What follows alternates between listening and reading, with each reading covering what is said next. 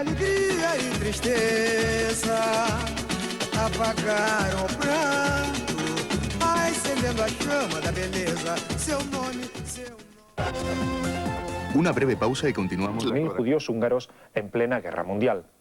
La historia del que se ha dado en llamar el Schindler español, pero que en realidad salvó a más personas de la muerte que el empresario alemán de la película de Spielberg, la veremos a lo largo de 2 domingos.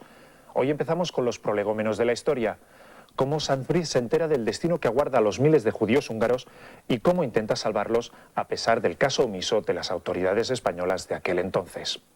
La semana próxima veremos cómo el esfuerzo desinteresado de este diplomático, con la ayuda de otros héroes, salvó de la muerte a más de 5000 personas.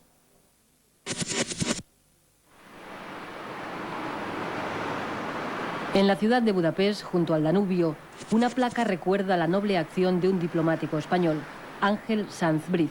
Dios guarde larga memoria a Ángel Sanz-Briz, diplomático español que en 1944 salvó del Holocausto a miles de judíos.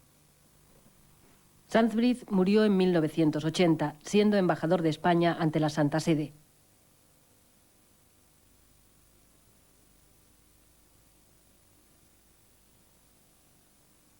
La nota necrológica no destacaba nada de su etapa en Budapest. La firma del diplomático español salvó a millares de judíos húngaros de la deportación y muy probablemente de la muerte en los campos de exterminio nazis.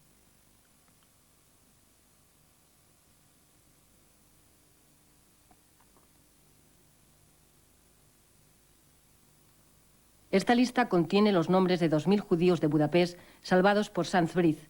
Es la lista de Sanz-Briz.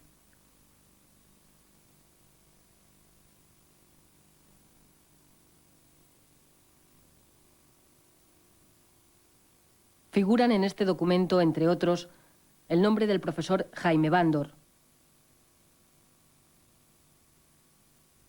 el de la poetisa Eva Lang y el del historiador Iván Harsanyi. Ninguno de ellos conoció personalmente a Ángel Sanz-Briz, pero todos conservan de él un recuerdo imposible de borrar. Para mí casi nada.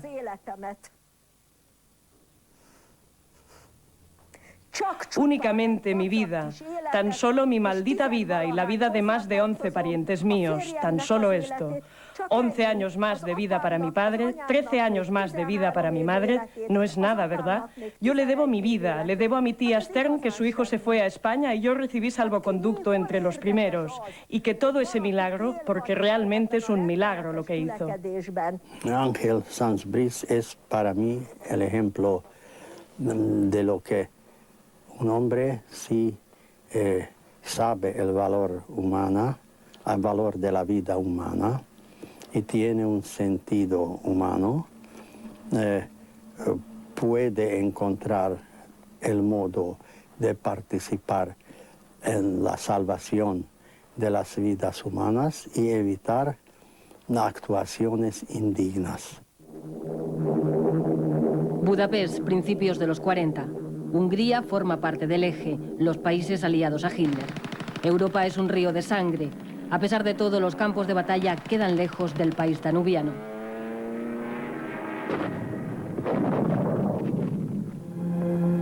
En Budapest se conmemora la tradicional fiesta del Día de San Esteban, patrón nacional y primer rey del país húngaro. Budapest era entonces lo que un cronista cursi denominaría ciudad alegre y confiada. En 1942, el joven diplomático Ángel Sanz-Briz es destinado a la legación de España en Budapest. Sería este el segundo destino de su carrera. Pero no todo eran alegrías, especialmente para la numerosa y bien implantada comunidad judía de Hungría, de la que la sinagoga de Budapest, la más grande de Europa, es el mayor testimonio de su historia. En aquella época en Hungría vivían 800.000 judíos.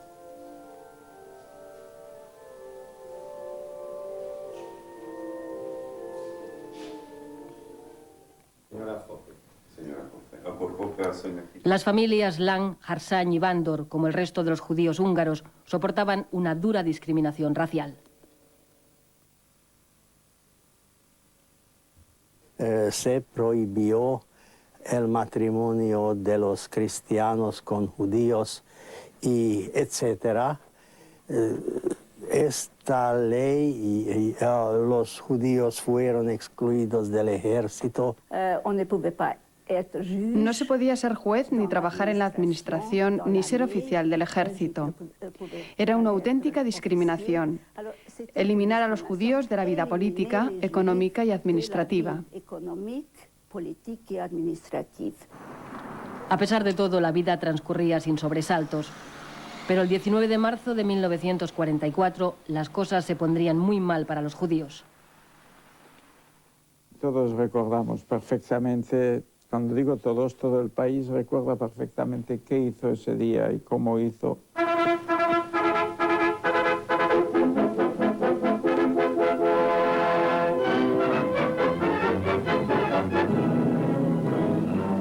Un acontecimiento histórico en la guerra actual ha sido la entrevista entre el regente de Hungría, almirante von Horthy, y el canciller del Reich, Adolfo Hitler.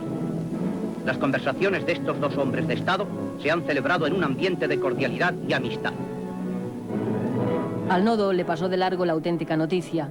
Hitler, irritado por la tibieza de su aliado, el jefe del Estado húngaro ante la guerra, le amenazó con represalias personales si no permitía que los nazis invadieran el país danubiano.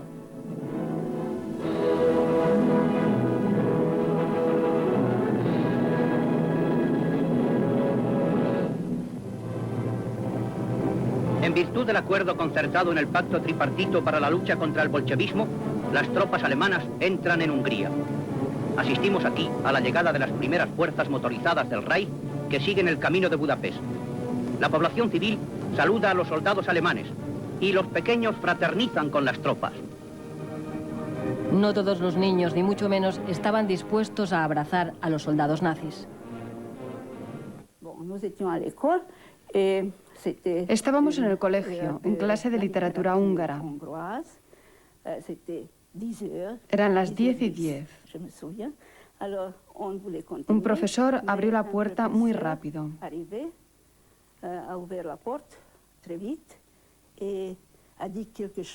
Rápidamente dijo algunas palabras a la profesora de literatura húngara. Entonces, ella no pudo articular palabra durante algunos minutos. Luego dijo que todo el mundo se preparara para ir a casa.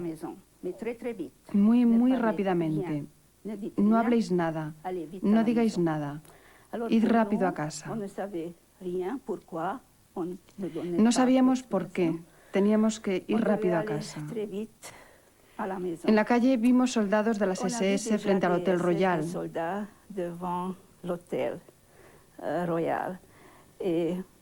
Ya éramos muy maduros políticamente. Ya sabíamos que alguna cosa muy gorda había pasado. Algo muy importante. Azonnal barátok jöttek hozzánk a lakásba, és De inmediato venían amigos a nuestra casa para avisarnos. Todos estábamos desesperados.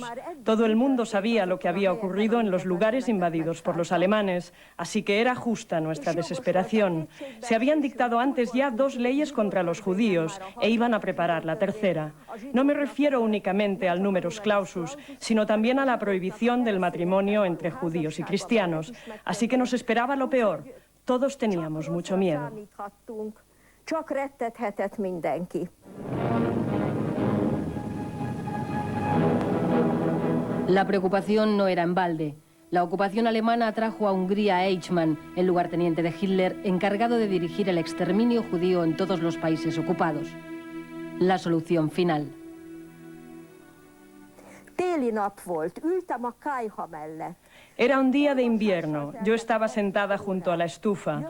Pasaba las horas en intimidad con mis lecturas. Llegaba el vecino y dio la noticia. Nos invadían. Ya están aquí los alemanes. De la gente de Budapest se apodera el miedo, miedo de la peste. El Wehrmacht por la tarde ya toma sus rehenes y por la noche el voceador de periódicos grita: se está preparando la nueva ley.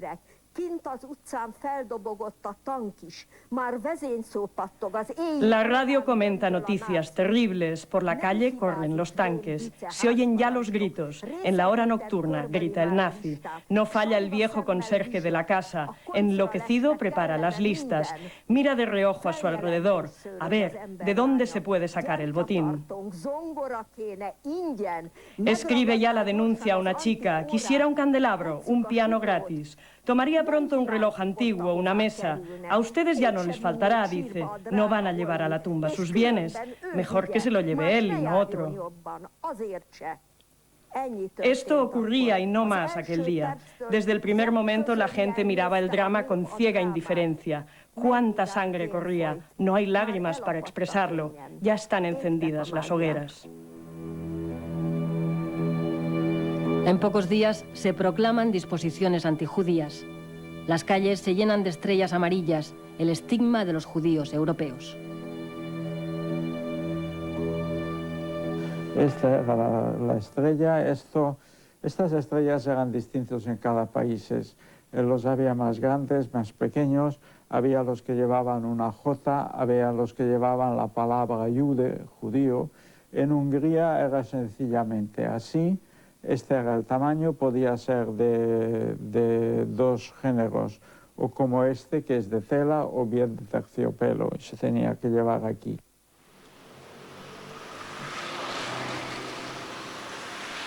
Mientras tanto, en la sede de la legación española, el equipo de diplomáticos en el que se ha integrado Sanz Briz informa a Madrid de la actualidad húngara. Los judíos solo podrán salir a la calle 2 horas diarias. Cederán sus asientos en los tranvías. Prohibido hablar con los vecinos desde las ventanas.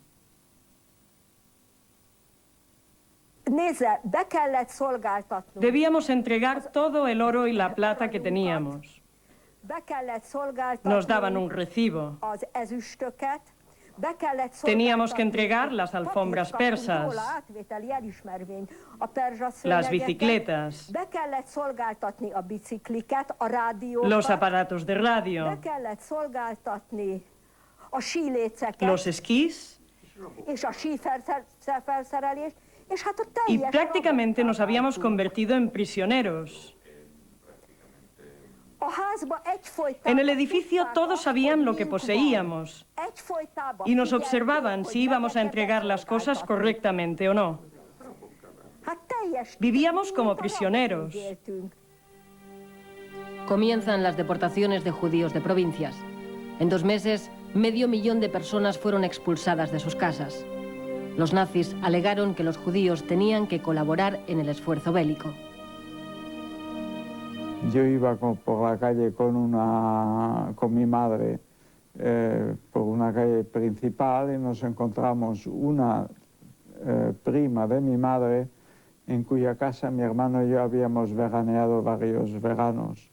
Y esta mujer nos dijo, mientras estaban los tanques alemanes desfilando por esa calle principal y ocupando la ciudad, nos dijo, si empezaran las persecuciones de los judíos aquí también, mándanos a los niños al pueblo, porque en un pueblo pequeño no se va a enterar nadie.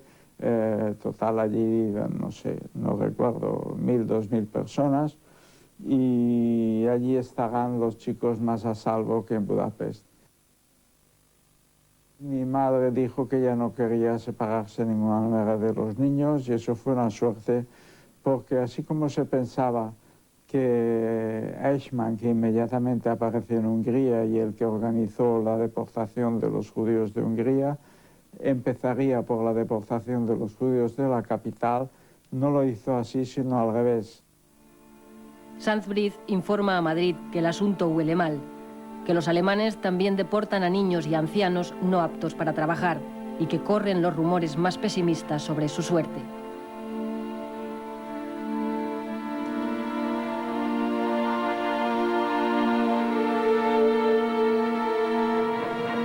Hubo un tren de deportados y nuestro destacamento pasó por debajo de un puente donde había un tren parado, donde la gente de los vagones de ganado sacaba la mano y gritaba agua, agua, agua.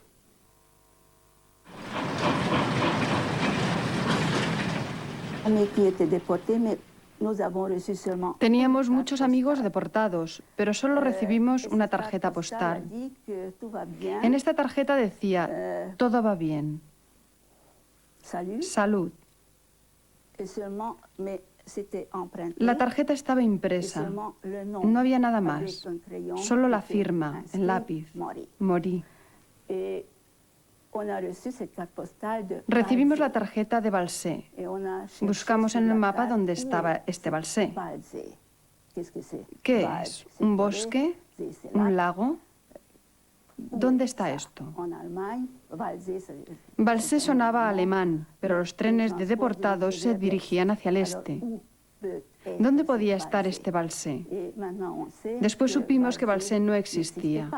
Era una invención de los SS para encubrir Auschwitz, para tranquilizar a los que quedábamos aquí abajo en Hungría.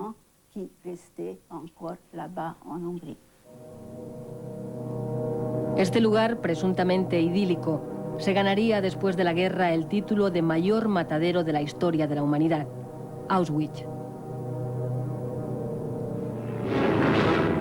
Alemania se defiende tenazmente contra la ofensiva soviética y en el frente del este se libran gigantescas batallas. Al mismo tiempo, la Hungría invadida es atacada intensamente por los aliados.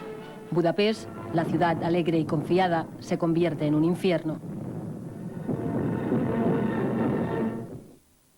Los judíos de Budapest son confinados en las llamadas casas estrelladas mientras no les toca el turno para la deportación. En esta vivían los Bándor. Miedo, mucho miedo. Mi hermano no volvía, mi madre decidió ir a buscar a mi hermano porque tenía una dirección donde sabía que allí estaban recogiendo escombros.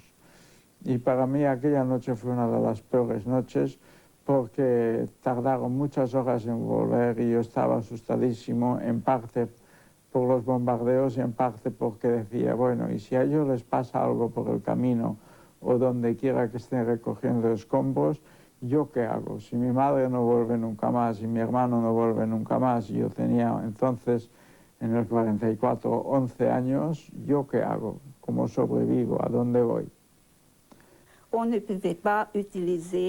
No podíamos utilizar las cabinas telefónicas. No teníamos radio, habían sido confiscadas. También los teléfonos, las bicicletas y los aparatos domésticos. Y naturalmente las joyas. No podíamos contactar entre nosotros. Estábamos privados de información. Los bombardeos añaden un problema, los escombros. Solución nazi, los judíos son provistos de palas. Enrique Bándor recuerda que tuvo que comprar la suya y retirar los cascotes bajo las bombas. Eva Lang también tenía pala. Como yo podía salir de la casa también durante los bombardeos, esto era una gran felicidad para mí, ya que podía ir a enderezar las vías de tranvía con las bombas encima de mi cabeza. Pero me daba igual. En la legación, Sanz Briz recibe unos informes muy inquietantes. El destino de los judíos deportados es la muerte por gas. Sus cadáveres desaparecen en los hornos crematorios. Envía a Madrid un informe estremecedor.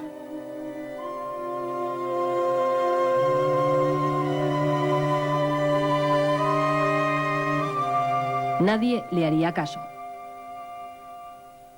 Era un informe que había sido preparado por dos judíos que habían conseguido huir del campo de concentración y que yo no sé cómo llegó a manos de Sanz Briz. Todo hace pensar que Sanz Briz tenía contactos con la resistencia judía que funcionaba en la clandestinidad en Budapest, que le hicieron entrega de ese informe, que es exhaustivo. Había los famosos protocolos de Auschwitz, que eran unos papeles que habían llegado a Hungría y de Hungría a Suiza y de Suiza a Estados Unidos, y ya la agencia oficial sabía que las personas que eran deportadas eran asesinadas y que aquello eran campos de exterminio. Incluso tiene planos donde aparecen reflejados los puntos donde están las cámaras de gas. Y bueno, el gobierno español, la verdad que como los demás gobiernos, también por la parte de los aliados, no hizo caso a aquel documento. Se ve que se archivó, nunca más se supo, y siguió practicando aquella política, si no de agresividad hacia los judíos, sí de cerrar los ojos ante el drama que se estaba viviendo. En la soledad del despacho, el diplomático no deja de dar vueltas a la cuestión: ¿cómo salvar a los judíos? Tiene una base legal. Los judíos sefardíes tienen derecho a la nacionalidad española. Los sefardíes son los descendientes de los judíos expulsados por los reyes católicos. Conservan la lengua de sus antepasados y se hallan desperdigados por Europa Oriental. Sanz Briz los busca en las estaciones de donde salían los deportados.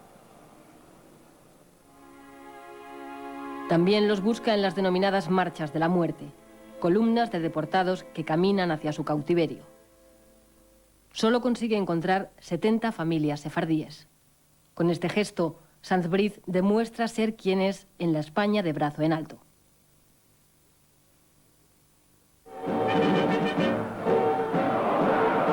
Franco saluda desde el balcón de la Secretaría General del Movimiento a los miles de manifestantes que le reiteran su adhesión y lealtad.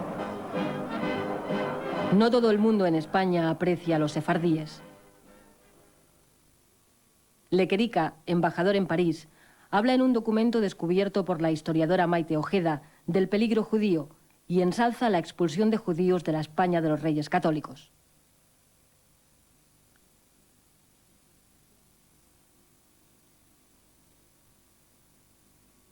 Más adelante, Lequerica, ya ministro, se tragaría estas palabras. El caso de Grecia, ocurrido un año antes, es sangrante. En la Grecia invadida por los nazis, la numerosa comunidad sefardí hace un llamamiento desesperado a España para evitar la deportación. El gobierno hizo oídos sordos. Este es el relato de un diplomático español que vivió el drama en propia carne. Habla de angustia, llanto, desesperación. Pero lo que no podía admitir es que entraran en España, por las razones que he expuesto anteriormente, porque calculaban que podía ser un izquierdista, un quinta columnista, y porque no podía demostrarse su inquebrantable adhesión al régimen. En verano, Sanz Briz se entrevista con el mandatario Horthy, que le comunica que ha ordenado el cese de las deportaciones. Este gesto provoca la ira de Hitler, que le acabaría apartando de su cargo. En el Ministerio de Asuntos Exteriores creen que se ha hecho todo cuanto se podía hacer para salvar a los judíos húngaros.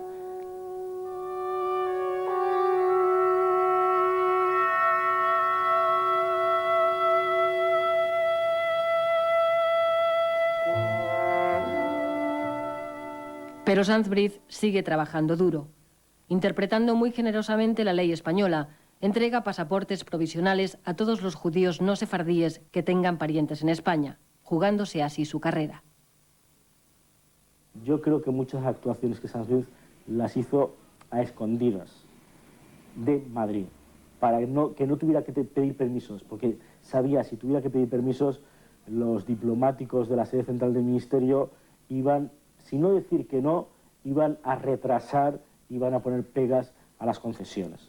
Por lo tanto, era mucho más fácil tener una actitud in situ allí en Budapest con las autoridades locales y las autoridades nazis. Los Bándor consiguen el suyo, pero las fronteras están cerradas por la guerra. Entonces Sanz Briz no lo sabía, pero aún le quedaba mucho por hacer. La semana que viene... La capital húngara. El capítulo de hoy está lleno de sangre, dolor e impotencia, pero también de valor y humanidad. Porque en medio de este apocalipsis que fue el Holocausto, Sanz Briz y otros se juegan la vida por salvarla de muchos. También veremos hoy cómo, tras la guerra y con la victoria de los aliados, el régimen franquista intentó atribuirse el mérito de la salvación de los judíos húngaros para conseguir el favor de los vencedores. Ángel Sanz Briz murió sin recibir un merecido reconocimiento.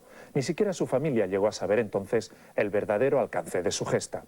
Con este reportaje, Línea 900 ha querido reivindicar la figura de este hombre, al que llegaron a conocer como el Ángel de Budapest.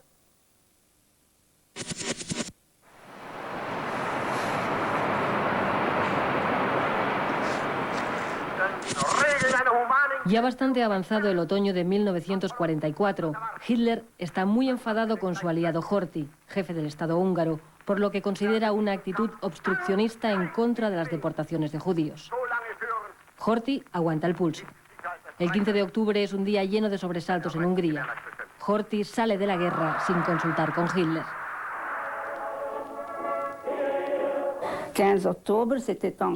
El 15 de octubre también era domingo. Fue una gran alegría, la locura. La guerra había terminado. Salvados. Todo va bien. En la casa estrellada conservábamos un piano de pared. Yo estaba loca de alegría. No me sabía la internacional, naturalmente, pero sabía una canción rusa, Anukian. Entonces toqué Anukian, muy feliz, toda la familia también, hasta que llegó la tarde. Hitler reacciona provocando el golpe de estado de Sálasi, el jefe del partido nazi húngaro. Todo transcurre en cuestión de horas. Entonces escuchamos la radio desde la casa contigua, que no era una casa judía. Escuchamos la declaración y la respuesta. Habían subido al gobierno los nazis húngaros o cruzflechados y la guerra continuaba.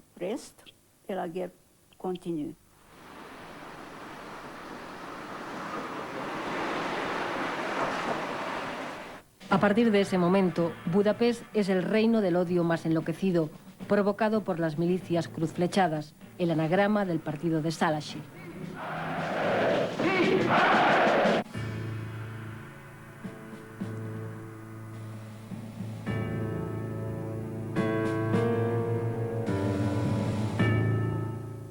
El perfil del nuevo gobernante merece un paréntesis.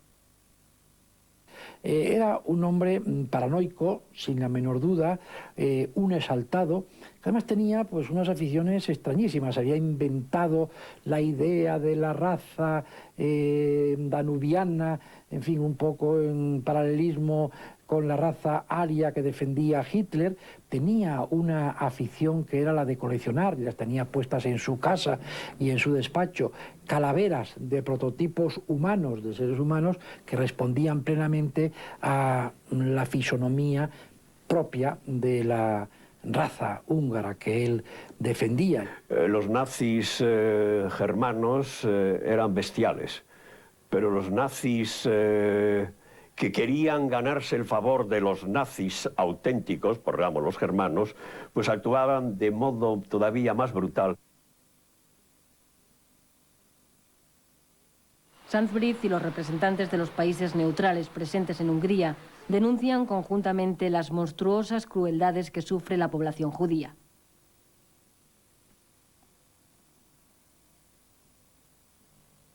Sálasi y los cruzflechados confinan a todos los judíos de la capital en un gran gueto.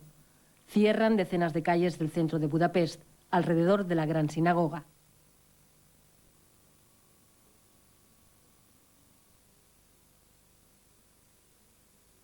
El gueto era el último gueto de Hungría, tal vez el último de Europa, y las circunstancias eran verdaderamente trágicas.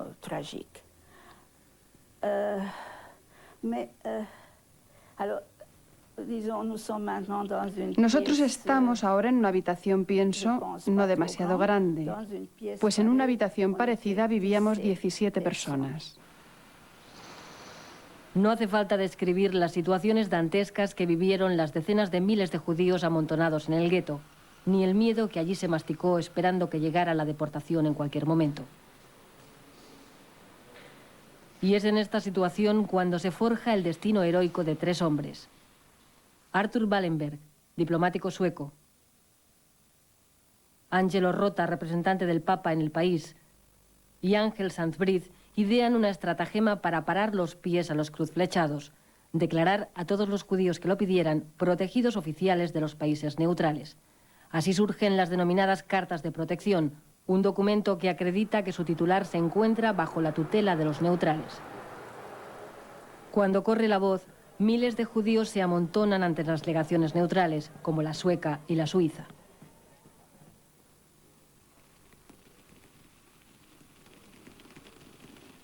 Al mismo tiempo, Sandsbrück ejerce de diplomático en el sentido más coloquial del término. Hace una visita de cortesía a los jefes cruzflechados y les soborna. Dieron, por ejemplo, una cierta suma de dinero, de divisas, para ayudar a los escapados de Transilvania, por ejemplo. En principio, Sandsbrück se compromete a proteger a un número limitado de personas. La realidad fue muy distinta.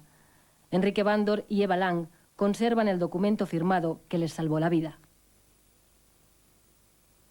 Primero, intentando acomodar un poco esos salvoconductos a alguna circunstancia que los justificase. Por ejemplo, buscando que tuviesen alguna relación con España, algún familiar que estuviese aquí que los pudiese reclamar. En fin, yo creo que más o menos bastaba con que supiesen decir buenas tardes y muchas gracias, ¿no? Después ya prácticamente a todos los que iban llegando a la legación, según hemos podido averiguar, había grandes colas para conseguir aquellos salvoconductos.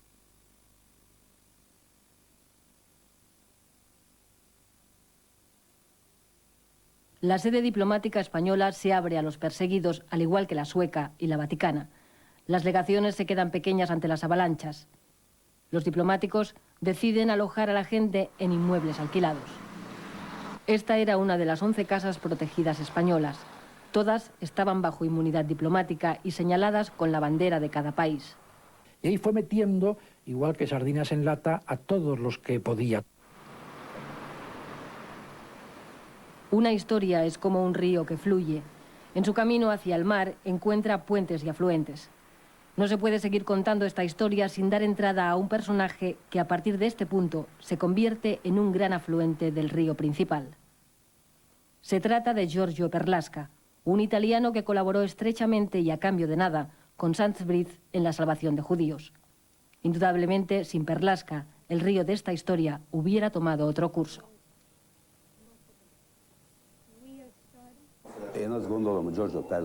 Pienso que la historia de Giorgio Perlasca es una gran, extraña e interesante historia del siglo XX. Él es comerciante de vacas. Vive en Budapest y comercia con reses en los Balcanes, representando a una compañía italiana.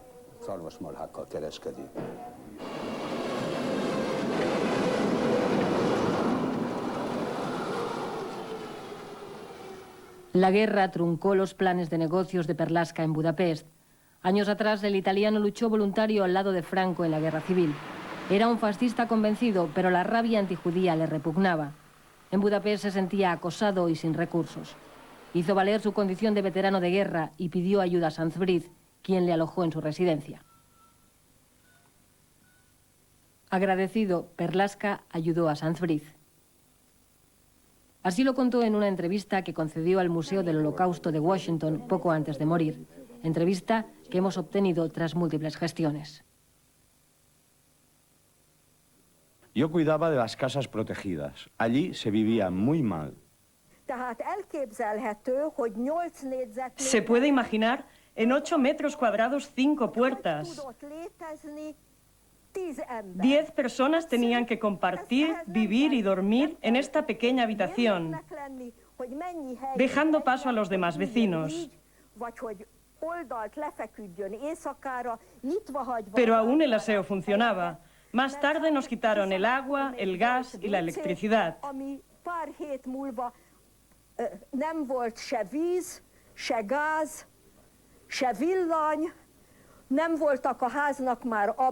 Las ventanas ya no tenían cristales. Las ventanas que daban hacia el Parque Senisban y hacia el Danubio estaban cubiertas de papeles. Pues ni calefacción, ni agua, ni gas, ni electricidad, ni ventanas. Había piojos y mucha hambre. Yo trataba de conseguir comida y tener alejados a los cruzflechados, que no respetaban la inmunidad diplomática. Cualquier pretexto era bueno para llevarse a un judío, pegarle un tiro en plena calle y luego tirarlo al Danubio.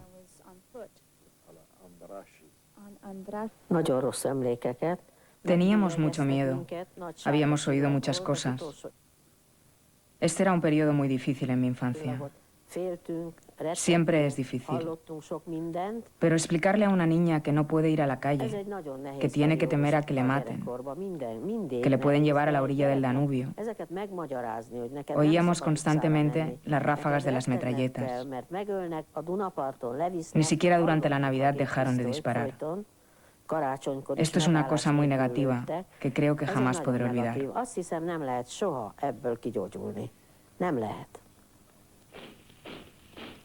El pretexto de las razzias cruzflechadas era que había muchas cartas de protección falsificadas u obtenidas mediante soborno. En parte era cierto. Funcionarios suecos y suizos hicieron negocios infames con este asunto. Esto jamás ocurrió con las cartas españolas. A pesar de ello, en las casas protegidas no se podía bajar la guardia. Los nazis estaban al acecho.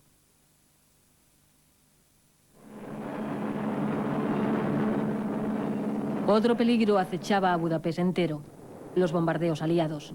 Una batería antiaérea alemana estaba emplazada ante la casa española que habitaban los Bándor, Eva Lang y su sobrina Anniko Hoppe.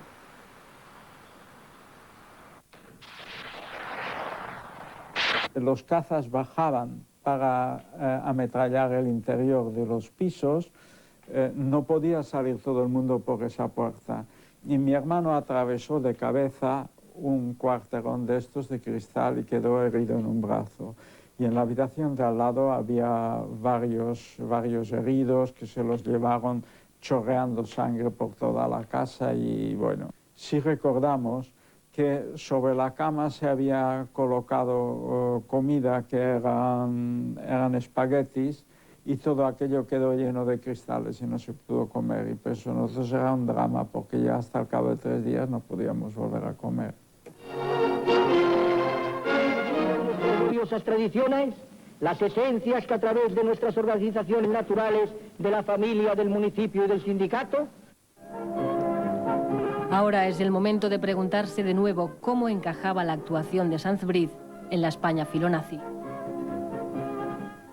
Era muy reconocido por los otros representantes diplomáticos de los otros países, ¿no?, que se veían a veces bastante sorprendidos de que justamente el representante diplomático de España, del país fascista también en esos momentos, porque estuviese en aquella actitud de protección a los judíos y que no estuviese, hablando en lenguaje coloquial, bailándoles el agua a los alemanes, como los alemanes pretendían.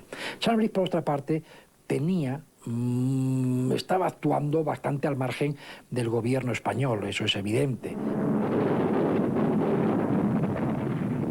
En la primavera de 1944, el curso de la guerra cambió decisivamente a favor de los aliados con el desembarco de Normandía. El generalísimo lo percibió rápidamente, a pesar de que arriba, el periódico de Falange, intentaba mantener la euforia.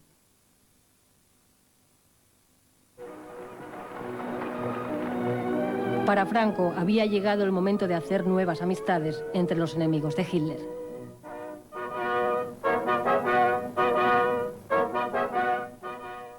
En consecuencia, la burocracia de Exteriores se engrasa. Tratan con gran celeridad las peticiones para salvar judíos. Un giro copernicano en solo 12 meses. La victoria de los americanos una vez desde el desembarco era posible y por lo tanto Franco y sobre todo los diplomáticos españoles lo que hacen es lavarse un poco más las manos. Hasta entonces habían tenido una actitud más restrictiva, no negativa a conceder visados o pasaportes, pero sí a poner muchas pegas y solicitar mucha documentación que contrastara la solicitud. A partir del año 44 lo que hacen es ser más abiertos a la hora de conceder los pasaportes y conceder visados. La historiadora Maite Ojeda descubrió un documento de Lequerica de octubre de 1944, en el que el entonces ministro ordenaba a Sanz-Briz salvar a todos los judíos que pudiera. Pero Sanz-Briz hacía tiempo que había hecho los deberes. Chistes de la historia. Un año antes, el embajador Lequerica hablaba en otro documento del peligro judío. Es curioso que lo encontramos 2 años después prácticamente en Budapest, en instrucciones de que proteja al máximo de individuos de religión judía que considerados judíos. Pues básicamente, en mi opinión, es a que las presiones internacionales se acentúan en esta época, porque no solo España había estado durmiendo durante los 4 años anteriores, o sea, los aliados tampoco habían facilitado una política de protección y de rescate de judíos importante, solo se hacían acciones puntuales. Mientras, en Budapest, a Sanz-Briz le quedan 2 grandes toros que lidiar. Por una parte, las presiones de Szalaszhy para que España reconozca a su gobierno. Franco, presionado por los aliados, no lo pensaba hacer. Pero si Sanz-Briz niega de plano el reconocimiento de Szalaszhy, los judíos de las casas españolas no duran ni media hora. Por otra parte, los acordes de la Internacional ya sonaban en las afueras de Budapest, donde los soviéticos lanzaban el ataque definitivo por tierra. En la zona de guerra de Hungría, la artillería alemana se opone al avance de los tanques soviéticos que intentan romper las líneas germano-húngaras. Sanz-Briz sabía que si se hubiera puesto a tiro de los rusos, lo hubiera pasado muy mal. España y la Unión Soviética no tenían relaciones diplomáticas, y los soldados que asediaban la capital tenían vivo el recuerdo de la División Azul, los voluntarios españoles que lucharon con los nazis contra el comunismo soviético.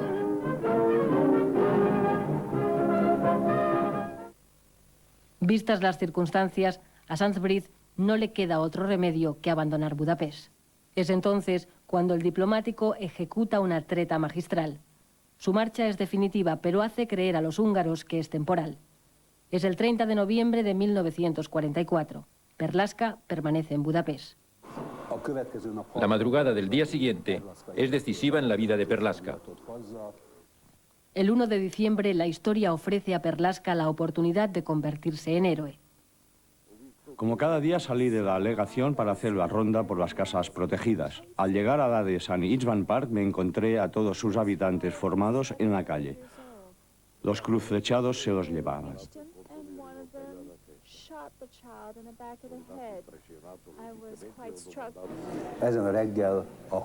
Aquella mañana, Perlaska, al recorrer el gueto, observa cómo están sacando a la calle a los judíos de las casas protegidas por España para deportarlos. Se acerca y le pregunta al jefe de policía que está por allí, ¿qué es lo que pasa? Él le comunica que desde la frontera le informaron que Sanz-Briz abandonó el país y por lo tanto ellos piensan que ya no hay embajada española en Budapest y no hay ningún motivo para mantener la protección de los judíos españoles. De manera que ellos consideran que la protección ha terminado. Perlaska desde entonces comienza la gran jugada de su vida. Dice que todo es una equivocación, que están fallando las líneas de comunicación. Sanz-Briz se fue a España por un breve periodo de tiempo para recibir instrucciones personales. Pero mientras tanto, Jorge Perlaska dirige la embajada. Hacía meses que acompañaba a Sanz-Briz. Iba con él al Ministerio de Asuntos Exteriores. No era, pues, una figura desconocida para los dirigentes húngaros. A continuación le dije al jefe que Sanz-Briz volvería con el reconocimiento del gobierno cruzflechado firmado bajo el brazo y que yo estaba al frente de la legación española. Era falso. Nunca fue diplomático. Fue un impostor. Esta patraña le hubiera podido costar la vida y la de los miles de judíos protegidos por España. Y le salió bien. Valószínűség szerint elpusztultunk volna. Probablemente nos habrían matado. Nos habrían llevado al gueto, donde moría mucha gente. O nos habrían deportado, como le deportaron a mi padre a Mauthausen.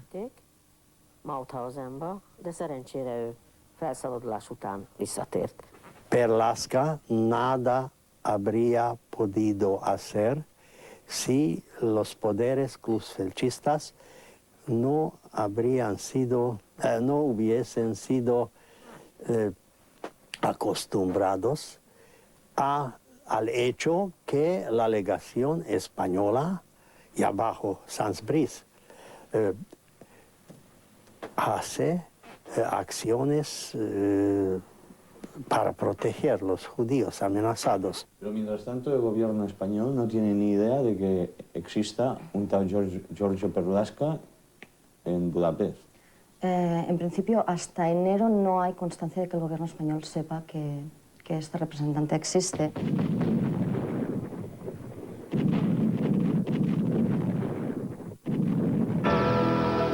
Los cañonazos soviéticos son recibidos en el gueto como un regalo. En las últimas semanas, millares de judíos habían perecido de hambre y de enfermedades.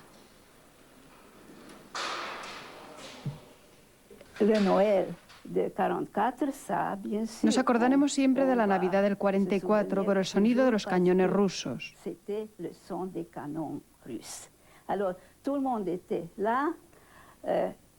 Todos estábamos allí escuchando esta música de Navidad.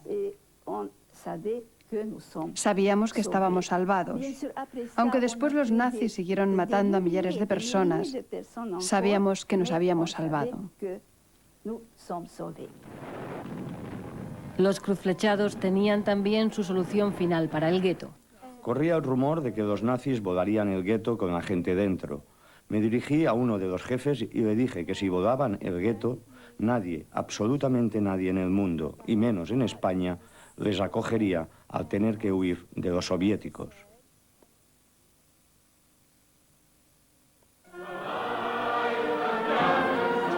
Por fin, la guerra termina en Budapest.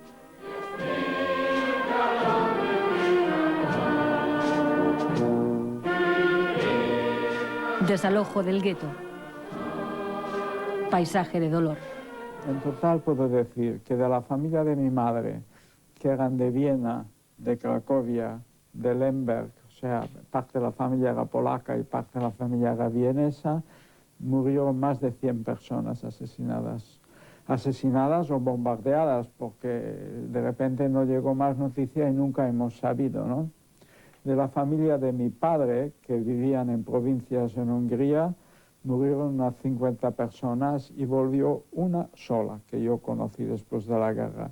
Pero toda aquella familia con la que yo veraneaba de niño, todos fueron asesinados. Todos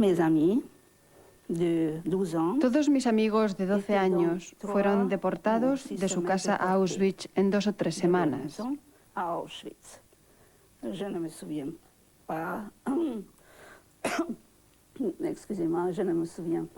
No recuerdo que volvieran ninguno de Auschwitz.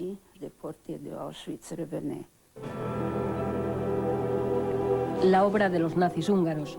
Fosas comunes con centenares de muertos en el centro de la capital.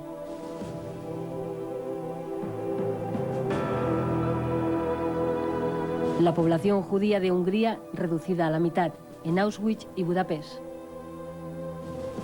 Sandsbriz y Perlasca lograron salvar a 5.200 judíos.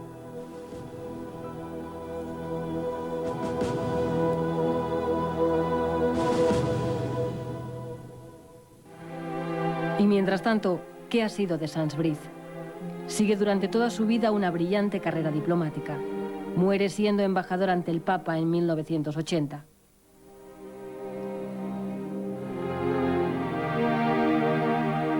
En casi 40 años, prácticamente no habla de Budapest, ni siquiera con su yerno, el embajador García Bañón, quien compartió destino profesional con él durante 6 años. ¿Ángel Sandsbriz habló alguna vez de los hechos de Budapest? Nunca. Y dudo que le hablase prácticamente a casi nadie de los que estaban alrededor de él durante toda su vida. ¿Y a qué se debe? Pues yo pienso que primero, cuando él dejó Budapest y pasó a Suiza para después continuar en San Francisco, el ambiente no era demasiado propicio a los judíos aquí en España. En los 60, Sandsbriz habla públicamente de Budapest. Se quita todo protagonismo, se limitó a cumplir órdenes de Franco. Sin embargo, 20 años antes, Sandsbriz daba otra versión en una carta a Perlasca, descubierta en Washington por Maite Ojeda.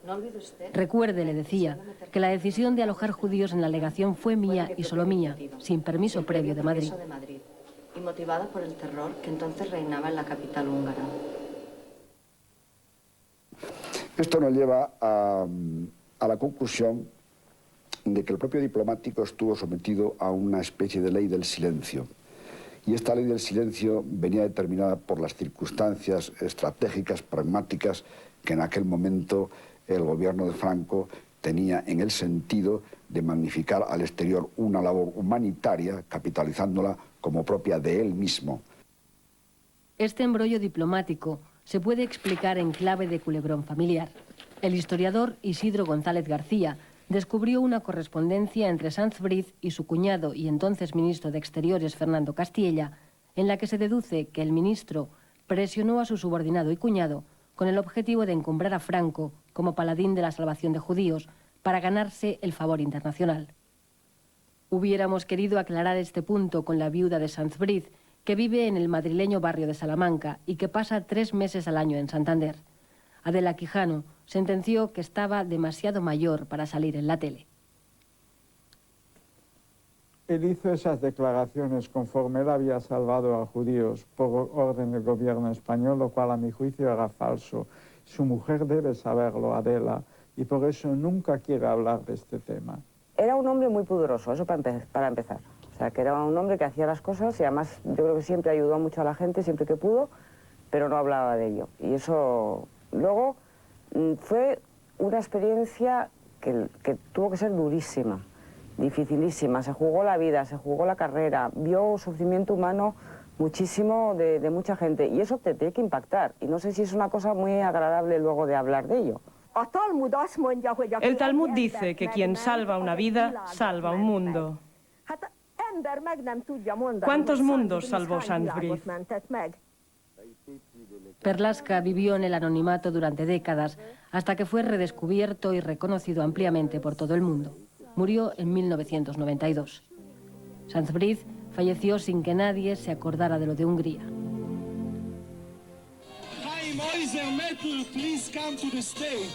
Mientras rodábamos este reportaje en Budapest, el azar nos llevó a esta fiesta judía, exclusivamente masculina, como se ve. Comprendimos que esta alegría podía seguir siendo posible en Budapest, en gran parte gracias al tesón de un puñado de hombres justos, entre ellos Sanz Briz y Perlasca.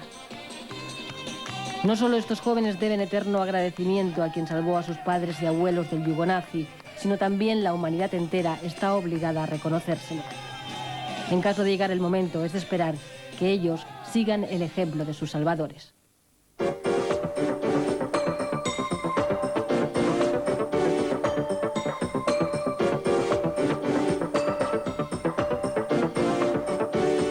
¿Para refrescarse? Faltan otros 2. Carlos Saura realiza un cuadro muy personal con imágenes en movimiento en este Goya en Burdeos. Una biografía llena de inventiva y de creatividad, absolutamente fiel con los datos, pero a la vez muy alejada de la realidad. Yo creo que el arte de Saura, Raval y Francisco de Goya no admite ni un solo corte de publicidad. Nos vemos luego. En breves momentos, Nestlé les ofrecerá la película sin interrupciones. Un extrem de Cami. Un extrem de Cami. ¿Quieres extrem? ¡Oh, yo quiero! Un extrem de Cami. Y ahora extrem con nuevo intenso chocolate. Y nueva receta. Y más toppings. Y nuevos sabores. Extrem de Cami.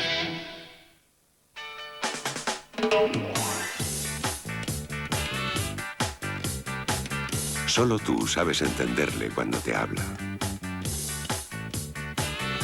Y todo gracias a Vitality Plus. Friskies Vitality Plus. Hay mucho más por vivir con un perro Friskies. Van a probar 2 helados. Parecen iguales, lo sé. Pero uno es Mega de Cami con chocolate Nestlé y el otro no. Los que prefieran el sabor de Mega se quedarán en el autobús y los que prefieran el otro bajarán en la próxima parada. ¿Quién se baja? Yo. ¿Prefiere el otro? No, yo prefiero el Mega de Cami, pero esta es mi parada. Si le gusta más el Mega, usted se queda. A la gente le gusta el chocolate Nestlé.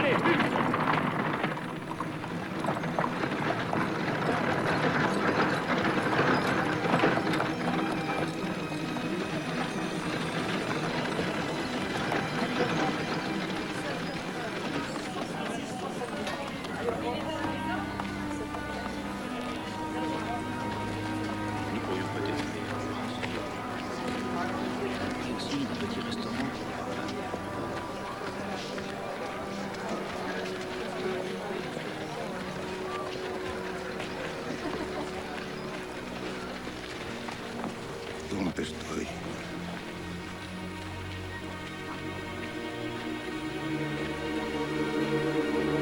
Monsieur, puis-je vous aider?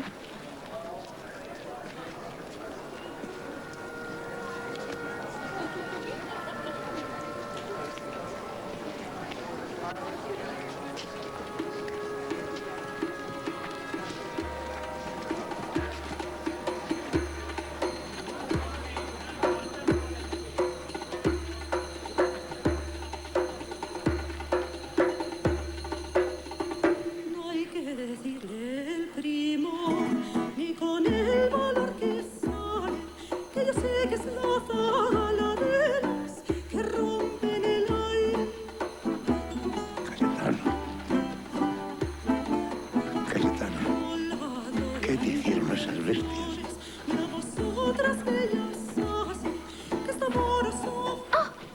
Pourquoi vous ne regardez pas où vous allez? Perdón. Laisse-le, René. C'est un étranger. Il est fou. Vous ne pouvez pas bousculer les gens de cette façon. Lo siento, lo siento. Ya le he dicho que lo siento, ¿no me he oído? Lo siento.